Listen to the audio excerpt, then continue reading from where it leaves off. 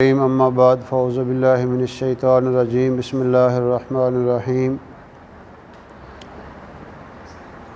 دنیا کے اندر ہم آئے ہیں، اپنی مرضی سے نہیں آئے۔ اللہ تعالیٰ نے ہمیں بھیجا ہے اور اللہ تعالیٰ ہی بلائیں گے۔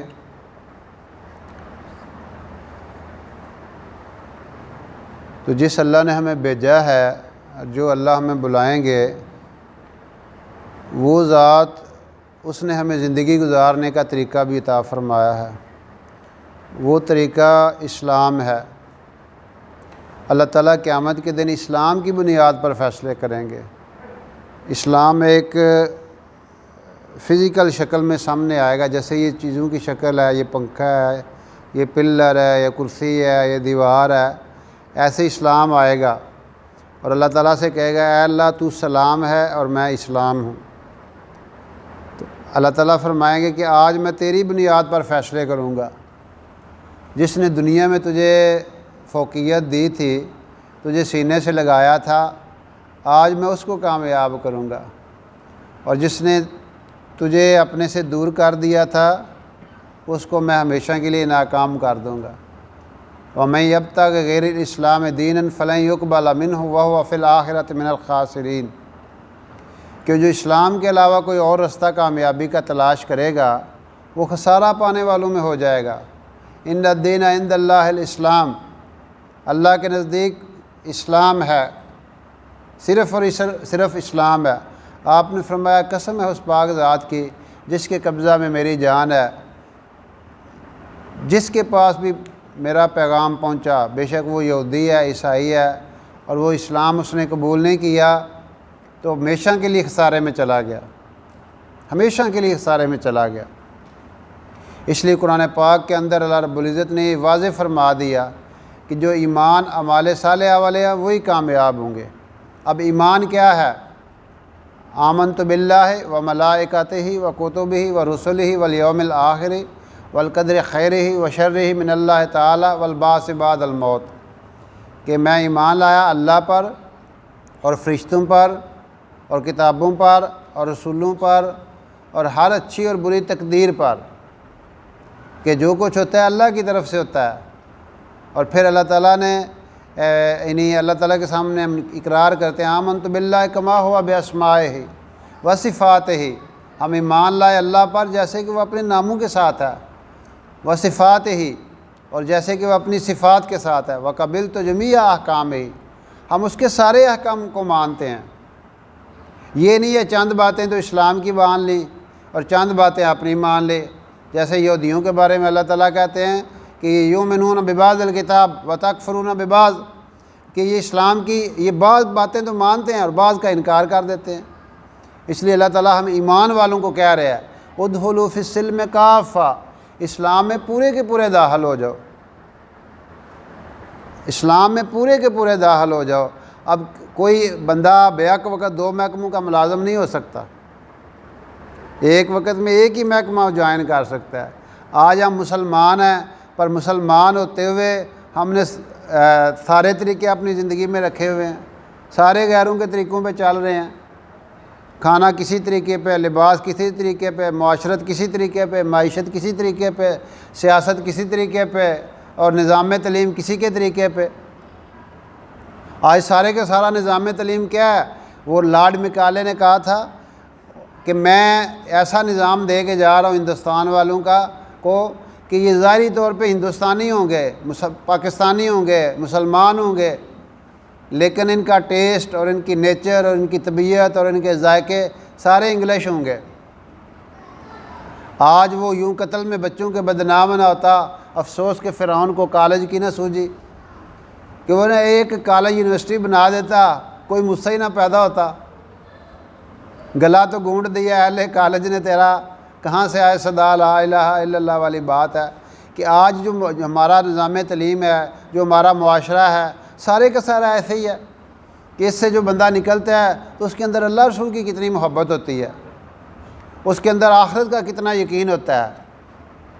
اس لیے یہ جو حلقے قائم کیے جاتے ہیں، یہ جو اللہ کے راستے میں نکلنے کی ترتیب ہے، یہ جو دعوت و تبلیغ کے نام سے محنت ہے، یہ اس چیز کی محنت ہے کہ ہمارے ایمان کے اندر بہتری آئے، ہمارے ایمان کے اندر ترقی آئے، ہم اللہ کی باتیں کر کر کر کے ہمارا دل زندہ ہو جائے۔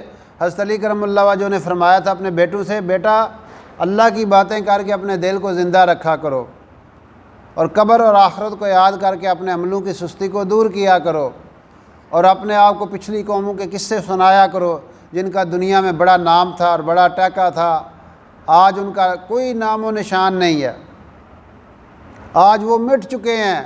بڑی بڑی تہذیبیں ہیں، بڑی یونانی تہذیب، اور یہاں برصغیر کے اندر یہ ٹیکسلا کی تہذیب اور موہنجو-دڑو اور ہڑپا، وہ کدھر گئے سارے کے سارے؟ آج نام و نشان ہی مٹ چکا ہے۔ آج سے 100 سال بعد کوئی ایک بندہ بھی یہاں پہ نہیں ہوگا۔ تو اس لیے ہمیں یہ یقین بنانا ہے کہ ہمیں اللہ نے اگر بھیجا ہے کسی مقصد کے لیے بھیجا ہے۔ افحسبتم انما خلقناکم عبثا وانکم الینا لا ترجعون، کہ کیا تم یہ سمجھتے ہو ہم نے تمہیں ایسے ہی بھیج دیا ہے؟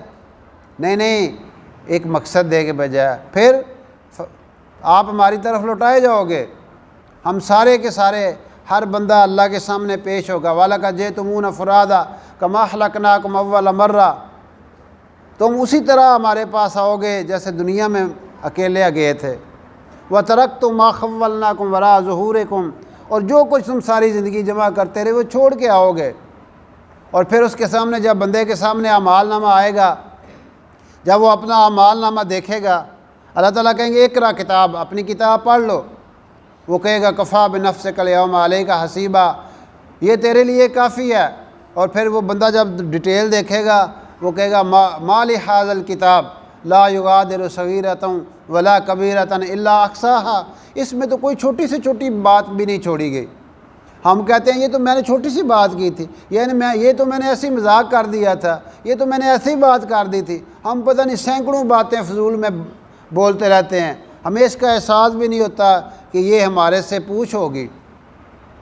ایک ایک بات کے بارے میں پوچھا جائے گا کہ میرا بندہ تو نے فلاں وقت میں یہ بات کی تھی نا، پھر بندہ حسرت کرے گا کاش میں یہ بات نہ کرتا، کاش میں یہ کام نہ کرتا۔ آج ہمیں برائی بڑی اچھی لگتی ہے، بڑا اس میں ٹیسٹ ہے، لیکن اس دن قیامت کے دن جب بندے کی وہ آئے گی سامنے تو انسان کہے گا کاش میرے اور میرے برے عمل کے درمیان زمین و آسمان جتنا فاصلہ ہوتا۔ یہ قرآن کا فیصلہ ہے کہ بندہ کہے گا آج برائی کے قریب ہونا چاہتا ہے انسان، اس سے مزہ لینا چاہتا ہے، لیکن کل قیامت کے دن خواہش کرے گا کاش میرے اور میری برائی کے درمیان زمین و آسمان جتنا فاصلہ ہوتا۔ کتنا فاصلہ ہے؟ زمین و آسمان کا کوئی آج تک میئر نہیں کر سکا۔ کہتے ہیں ایک طیارہ 3 لاکھ کلومیٹر فی سیکنڈ کی سپیڈ سے چلتا رہے 1 ارب سال، پھر بھی پہلے آسمان تک نہیں پہنچ سکتا۔ تو اس لیے جیسے وہ کہتے ہیں نا برائی وہ لذت نظر آتی ہے، اس میں لذت ہے، چند لمحوں کی لذت ہے، پھر ہمیشہ کی ذلت ہے اور رسوائی ہے۔ نیکی میں مشقت ہے، صبح صبح اٹھنا، فجر کے لیے جانا، گرمی کے دوپہر میں زور کے لیے جانا، دین کے لیے سفر کرنا، دین کے لیے ہجرت کرنا، نظروں کو جھکانا، مال پہ زکوٰۃ دینا، عشر دینا، حلال پہ آنا، حلال تجارت کرنا، یہ مشکل کام ہے، یہ مشکل کام ہے۔ لیکن اس پہ اللہ جو دیں گے وہ اگر بندے کو پتہ چل جائے تو پھر بندہ کہے نہیں میری جان چلی جائے پر میں حرام نہیں کھاؤں گا، میری جان چلے جائے میں حق پہ رہوں گا۔ جن کو یقین آ گیا تھا وہ سولیوں پہ چڑھ گئے، وہ سولیوں پہ چڑھ گئے، وہ آگ میں انہوں نے چھلانگیں لگا دی، لیکن ایمان نہیں چھوڑا۔ قتل اصحاب الاخدود النار ذات الوقود اذ هم علیہا قعود۔ اللہ تعالیٰ نے ہمیں وہ قصہ سنایا ہے کہ وہ ایمان والے، ان کے لیے خندقیں کھودی گئیں اور ان کو باری باری آگ میں پھینک دیا گیا، پر ایمان نہیں چھوڑا، ایمان نہیں چھوڑا۔ اور ہلاک کون ہو؟ اللہ کہہ رہا ہے قتل اصحاب الاخدود، ہلاک ہو جائے، ہلاک ہو گئے وہ جو جلا رہے تھے ان کو۔ ظاہری طور پر وہ طاقت میں تھے، وہ حکومت میں تھے، ان کے پاس سارا کچھ تھا، اور وہ اپنی رعایا کو ایمان کی وجہ سے، کلمے کی وجہ سے پھینک رہے تھے۔ لیکن اللہ تعالیٰ کہہ رہے ہیں اللہ کا فیصلہ ہے، قرآن کا فیصلہ ہے، وہ ناکام ہے۔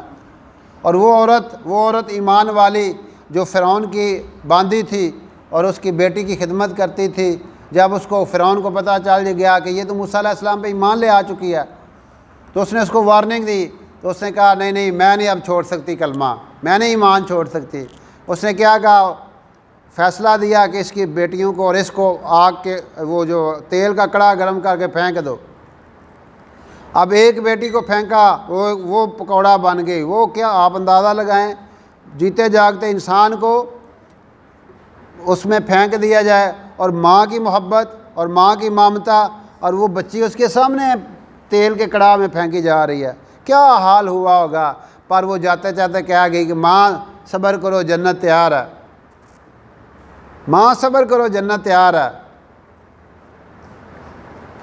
پھر دوسری بیٹی بھی گئی، وہ بھی جاتے جاتے یہ پیغام سنا گئی، ماں صبر کرو۔ پھر اس کی باری آ گئی، اب اس نے کہا ابھی بھی تمہارے لیے چانس ہے۔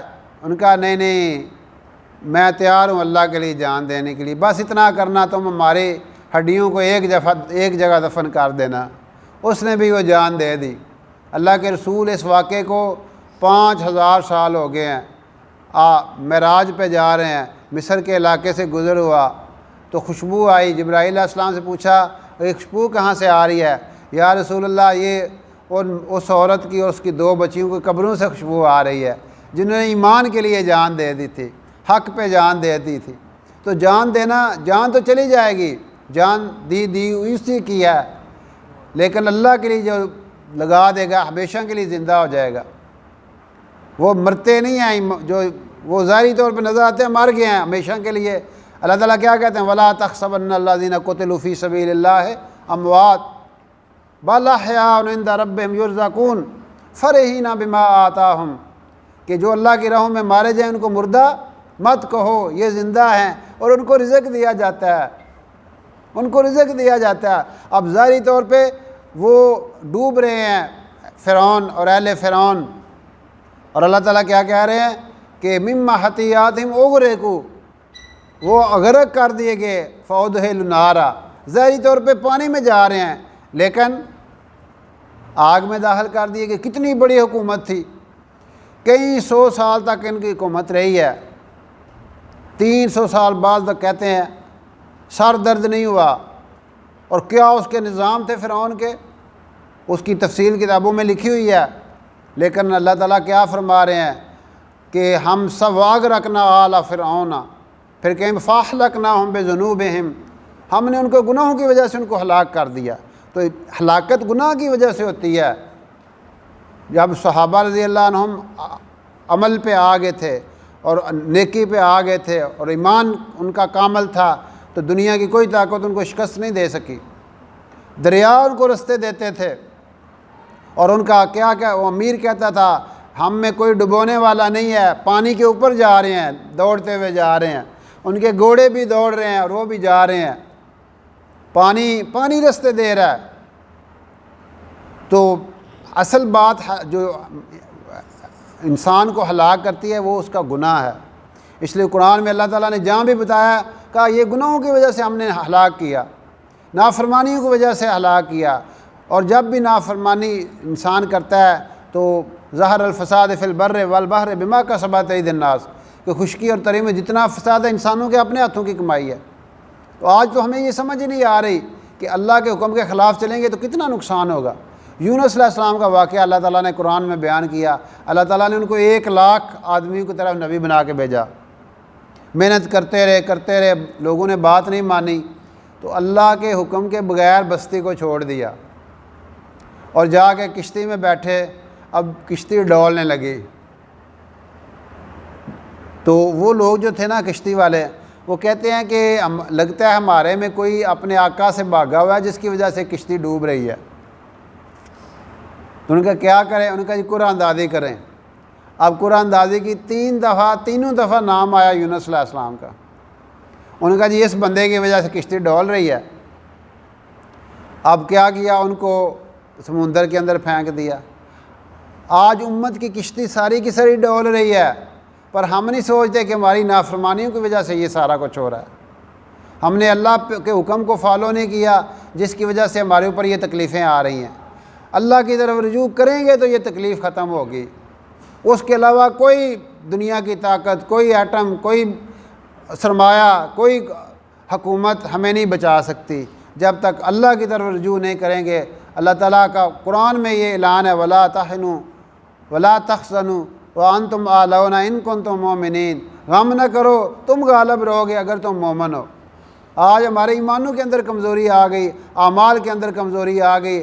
آج ہم نے بددیانتی کو اپنا شعار بنا لیا، نافرمانی کو شعار بنا لیا، جھوٹ عام۔ اب جس امت میں جھوٹ عام ہو جائے، بددیانتی عام ہو جائے، جس میں نافرمانیاں عام ہو جائیں، اس کو دنیا کی کوئی طاقت، یہ تو پہلے ہی مرے ہوئے ہیں، مرے کو مارے شاہ مدار والا معاملہ ہے، ہم تو پہلے ہی مرے ہوئے ہیں، ان کو کوئی ایٹم بم مارنے کی ضرورت نہیں ہے، یقین کریں۔ جس قوم میں نافرمانیاں عام ہے، بددیانتی عام ہے، جھوٹ عام ہے، وہاں پہ کیا اللہ کی رحمتیں ہوں گی؟ ظلم عام ہے، ناانصافی ہے، جو انصاف کے لیے لوگ رول گئے ہیں عدالتوں میں، ایک ایک کیس کے لیے کہیں کہ سال ہا سال۔ جہاں پہ عدل نہیں ہے وہ معاشرہ تو قائم ہی نہیں رہ سکتا، وہ معاشرہ قائم ہی نہیں رہ سکتا۔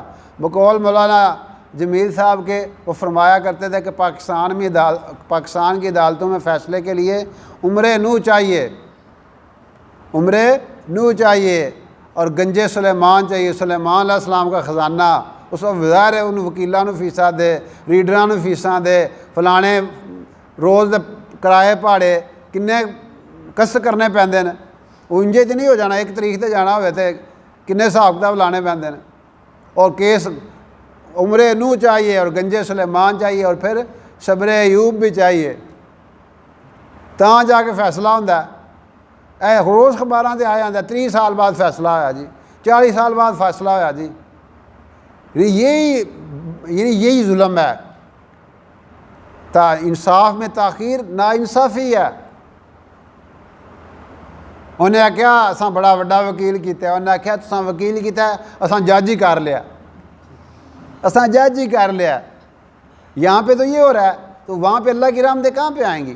تو اس لیے یہ محنت، اس چیز کی محنت ہے کہ ہم اصل کی طرف لوٹ آئیں، اپنے اصل کی طرف لوٹ آئیں، اپنے اللہ کی طرف چلے جائیں۔ وہ اللہ جو ساری کائنات کا خالق ہے، وہ اللہ جو ساری کائنات کا مالک ہے، اس نے ہمیں سب کچھ دیا ہے، ہم اسی کی طرف لوٹ آئیں، اپنے حبیب علیہ الصلوۃ والسلام کی طرف لوٹ آئیں، جن کے لیے اللہ نے ساری کائنات بنائی۔ تو اس لیے یہ دعوت و تبلیغ کا کام ہو رہا ہے، یہ محنت ہو رہی ہے، اس کے لیے جماعتوں کا آنا جانا، نقل و حرکت اسی نسبت سے ہو رہی ہے کہ ہم اپنے ایمان کو پختہ کریں، ہم اعمال کو پختہ کریں، ہم وہ مبارک محنت جس کے لیے دنیا کے اندر آئے تھے۔ یہ جو دعوت کا کام ہے، تبلیغ کی محنت ہے، یہ کسی جماعت کا کام نہیں، ہر کلمے والے کا کام ہے، ہر مسلمان کا کام ہے کہ وہ دین کے لیے محنت کرے، کوشش کرے، اس کے لیے اپنے یعنی دیکھیں نا قرآن کے اندر اللہ تعالیٰ بار بار کہہ رہے ہیں کہ میں نے ایمان والوں سے ان کا جان اور مال جنت کے بدلے میں خرید لیا ہوا ہے۔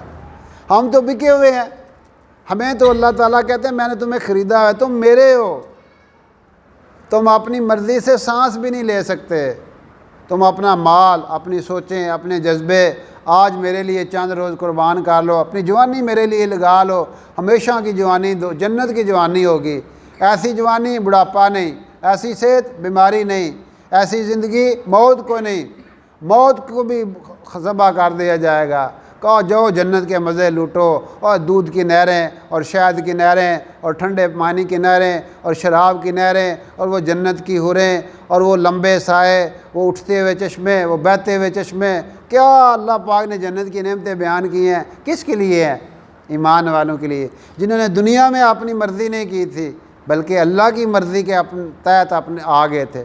اس کے لیے ایک مشق ہوتی ہے، جب بار بار انسان اللہ کے راستے میں نکلتا رہتا ہے تو پھر اللہ تعالیٰ اس کو حوصلہ دے دیتے ہیں، اور پھر معاشرے میں آ کے بھی وہ اللہ کے حکموں پہ پورا کرنے کی کوشش کرتا رہتا ہے۔ تو اس کے لیے بتائیں جی کون بھائی کیا ارادے کرتے ہیں؟ اللہ آپ